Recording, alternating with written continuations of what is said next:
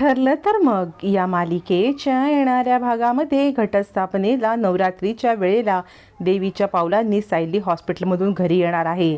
आणि नुसती सायली घरीच येणार नाही तर देवीच्या पावलांनी सायलीच्या सत्याचा उलगडा होणार आहे. आणि आता खोटारड्या प्रियाचा पर्दाफाश होणार आहे.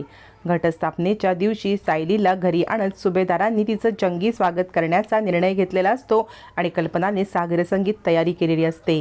नालायक प्रियासुद्धा या सोहळ्यामध्ये येऊन सायलीला त्रास देण्यासाठीच आणि सायलीच्या आयुष्याशी खेळण्यासाठीच आलेली असते. पण नियती प्रियाचा हा डाव उधळून लावत सायलीच्या आठवणीमध्येच आता सगळं सत्य समोर आणत खोटारड्या प्रियाचा पडदा सगळ्यांच्या समोर घटस्थापनेच्या पहिल्याच दिवशी फार्ज करणार आहे. आणि सुभेदार आणि किल्लेदार यांच्या सगळ्यांच्या मनामध्ये खूप मोठा असलेला भ्रमाचा भोपळा फुटणार आहे. आणि सायली आता स्वतः न्याय मिळवून देणार आहे आणि आता खूप मोठं वळण येणार आहे. सायलीला प्रतिमाने ब्लड देऊन झाल्यावरती प्रतिमा कुणालाही न भेटता तिकडून निघून गेलेली असते. पण रविराजांना हॉस्पिटलमध्ये त्या पूर्ण दिवसामध्ये खूप काही संकेत मिळालेले असतात. त्यामुळे ते घरी आल्यावरती प्रतिमा आणि तन्वीच्या फोटोच्या इथे उभे राहतात आणि म्हणतात, प्रतिमा मला काहीतरी संकेत मिळालाय, बोल, तू मला सांग या दिवसभरामध्ये काय घडलं होतं आणि काय माझ्याकडून अशी चूक घडते की ज्याच्यामुळे मला खूप मोठा भ्रम होतोय की माझं काहीतरी चुकतंय, मी काहीतरी चुकीचं करतोय. तू कुठे आहेस प्रतिमा? मला तुझ्या साथीची गरज आहे. आपली तन्वी माझ्यासोबत आहे तरीसुद्धा मी अपूर्ण आहे. मला काहीतरी सलत राहते. आणि सायलीबद्दल मला का प्रेम वाटतं? काय नातं आहे तिचं तुझं? मला तिच्यामध्ये तुझा का भास होतो? आणि हॉस्पिटलमध्ये सायली आहे म्हणून तुझा भास होत होता का? प्रतिमा काय होतंय ते नक्की सांग. हे सगळं का घडतंय? मला तुझ्याकडून उत्तराची अपेक्षा आहे प्रतिमा. असं म्हणत रविराज प्रतिमाच्या फोटोजवळ न्यायाची अपेक्षा करत असतात. तोपर्यंत इकडे सायलीला ब्लड देऊन झाल्यामुळे सायलीची तब्येत झपाट्याने सुधारत असते. रविराज आता घरी आलेले असतात आणि ते विचार करत असतात, सायलीसोबत मी चुकीचं वागलो का? का बरं तिच्याबद्दल मला इतकं मनामध्ये दाटून येतंय? का तिच्याबद्दल मला इतकी कणव भासत आहे? का असं होतंय? 1 ना 1000 प्रश्नांची उत्तरं त्यांना सापडत नसतात आणि ते वेळोवेळी सायलीचे अपडेट्स घेत असतात. ते आता हॉस्पिटलमध्ये असलेल्या अर्जुनला कॉल करतात आणि सायली कशी आहे? अर्जुन सांगतो, सायली हळूहळू शुद्धीवरती येत आहे, डोळे उघडते आहे, सलाईन चालू आहे, अजून काही खाऊ वगैरे दिलेलं नाही, पण आउट ऑफ डेंजर आहे. आपण घटस्थापनेच्या पहिल्या दिवशी सायलीला घरी घेऊन जाऊ शकतो असं डॉक्टरांचं म्हणणं आहे. रविराज म्हणतात, खरंच आहे. लक्ष्मीच्या पावलांनी पहिल्याच दिवशी सायलीचं आपण स्वागत करू. तू तिला घेऊन ये, मी सुद्धा घरी जाईन, तू काळजी करू नकोस. इकडे सायली आता हळूहळू बरी होत असते. हळूहळू बरी होत असताना रविराज दर दिवशी तिची भेट घेत असतात. तिच्या डोक्यावरून मायेने हात फिरवत असतात आणि दरवेळेला रविराजांना का बरं हिला पाहिल्यावरती आपल्याला प्रतिमाचा भास होतोय, का बरं असं होतंय हे सतत वाटत असतं. आता तर प्रतिमाने पुन्हा एकदा रक्त देऊन सायलीचा जीव वाचवलेला असतो. रविराज मात्र दर दिवशी जाऊन सायलीच्या तब्येतीची चौकशी करत असतात. प्रतिमा सुद्धा रोज येत असते. अर्जुन तर तिकडून हलतच नसतो. मग अश्विन आता इकडे कल्पनाला सांगतो, आई मला असं वाटतंय तू घरी जा, कारण आपण घटस्थापनेच्या पहिल्या दिवशी वहिनीला घरी घेऊन येणार आहोत. तुम्ही तयारी करा, लक्ष्मीच्या दिवशीच लक्ष्मी आपल्या घरी येईल. असं म्हणत अश्विन आता कल्पनाला घरी पाठवतो. सायलीला शुद्ध येते खरी, पण सायलीला शुद्ध आल्यावरती ती नर्सला विचारते की मला रक्त कुणी दिलं? त्या दिवशी मला काहीतरी भास झाला, माझी जवळची व्यक्ती माझ्याजवळ आली होती, माझी रक्ताची, माझी हक्काची. नर्स सांगते, एक बाई आली होती, डोक्यावरती ओढणी बांधली होती तिने आणि ती तुमच्या डोक्यावरून हात फिरवत होती. सायली म्हणते, मला ते स्पर्श जाणवला, मला समजलं की त्या माझ्या डोक्यावरून हात फिरवत आहेत आणि म्हणूनच मी तुम्हाला विचारते आहे की कोण होती ती, कोण होत्या त्या? याच्यावर नर्स म्हणते, ॲक्च्युली आम्हाला माहीत नाही कोण होत्या, पण तुमची मोठी बहीण आहे तीच घेऊन आली होती त्यांना.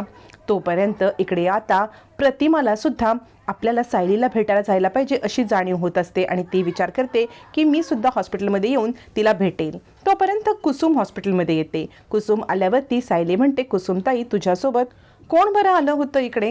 याच्यावरती कुसुम म्हणते, सायली अगं माझ्या रिक्षेवरती एक बाई धडकली आणि ती बाई धडकली, तिच्या हाताला लागलं म्हणून मी तिला इकडे घेऊन आले. सायली म्हणते, कुसुमताई ती कोण होती? का कोणास ठाऊक, पण मला तिला आधी पण भेटल्याचं जाणवतंय. मला असं वाटतंय त्या प्रतिमा आत्याच होत्या. अजूनही सायलीला 20 वर्षापूर्वीची आठवण आठवलेली नसते, त्यासाठी घटस्थापनेचा दिवस यावा लागणार असतो. पण सायलीला त्यावेळेला जेव्हा प्रतिमा आपल्या डोक्यावरून हात फिरवत होती हा क्षण आठवतो आणि ती म्हणते, कुसुमताई बोल ना, कोण होत्या त्या? म्हणजे तू आमच्या घरी त्यांचा फोटो पाहिलास का? कुसुम म्हणते, नाही ग सायली, मी न तिचा फोटो नाही पाहिला. त्यावरती सायली म्हणते, मला वाटते कुसुमताई आपण एक काम करूया, मी न अर्जुन सरांना तो फोटो आणायला सांगते, तू तो फोटो बघ आणि त्या फोटोवरून तू सांगशील का मला की नक्की ते कोण होत्या ते? याच्यावरती कुसुम म्हणते, हो नक्की सांगेन. मग सायली अर्जुनला मोबाईलवरती तो फोटो पाठवायला सांगते. मोबाईलवरती फोटो पाहताच कुसुम म्हणते, अगं हो, या त्याच होत्या, पण आता त्या पूर्णपणे बदललेल्या आहेत. त्यांच्यानं चेहऱ्याला एका साईडला भाजलेला आहे. त्या काहीच बोलत नाहीत, गप्पच असतात, ड्रेस घालतात आणि कोणत्या तरी आश्रमामध्ये राहतात. आता कुसुमने खूप मोठं वर्णन केल्यावरती सायलीला धक्का बसतो. सायली विचार करते, नक्की हे काय घडतंय आपल्यासोबत? नक्की ह्या सगळ्याचा कशाशी संबंध लागतोय? सायली म्हणते, कुसुमताई मग त्या गेल्या कुठे? याच्यावरती कुसुम म्हणते, अगं त्या मला म्हटल्या होत्या एका आश्रमात. सायली म्हणते, मी बाहेर पडले की सगळ्यात पहिले त्या आश्रमाची भेट घेईन आणि ती अर्जुनला बोलवून घेते. अर्जुनला सायली सांगते की मला ज्यांनी ब्लड दिलं त्या प्रतिमा आत्या होत्या, पण नक्की आपल्याला कन्फर्म होईपर्यंत आपण कोणालाही बोलूया नको, कारण कुसुमताईला आश्रमाचं नाव माहिती आहे. अर्जुन म्हणतो, ठीक आहे, आपण नक्की जाऊया, तू इथे हॉस्पिटलमध्ये बरी हो, मी नक्की त्याचा शोध घेईन. असं म्हणत तो सायलीला आपण घटस्थापनेच्या पहिल्या दिवशी घरी जाणार असं सांगतो. आता घटस्थापनेचा दिवस उजाडतो. घटस्थापनेचा दिवस उजाडल्यावरती सायलीला अर्जुन घरी घेऊन येतो. अर्जुन आता सायलीला घरी घेऊन येतो. लक्ष्मीच्या पावलांनी सायलीचं स्वागत होतं. सायली आल्या आल्या सगळ्यांच्या समोर खूप मोठी अनाउन्समेंट करते. सायली सांगते, मला जीवनदान देणाऱ्या दुसऱ्या तिसऱ्या कोणी नसून प्रतिमा आत्या होत्या. प्रतिमा आत्या आल्या होत्या, माझ्या डोक्यावरून हात फिरवला होता आणि त्यांनीच मला ओ निगेटिव्ह ब्लड दिलं. रविराज म्हणतात, काय म्हणतेस तू?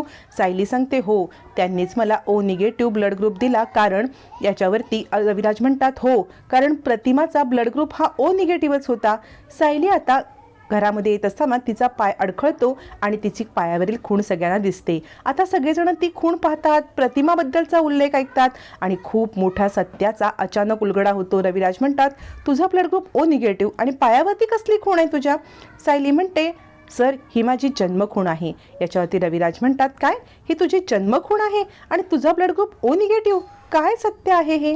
आता मात्र खूप मोठ्या सत्याचा उलगडा होण्याची वेळ आलेली असते. रविराज विचार करतात, काय चाललंय हे? आता कल्पना म्हणते, सायली, तुझ्या पायावरची खूण तू आम्हाला कधीच दाखवली नाहीस. यावरती सायली म्हणते, आई, तसा कधी संबंधच नाही आला. घटस्थापनेची सगळी तयारी झालेली असते.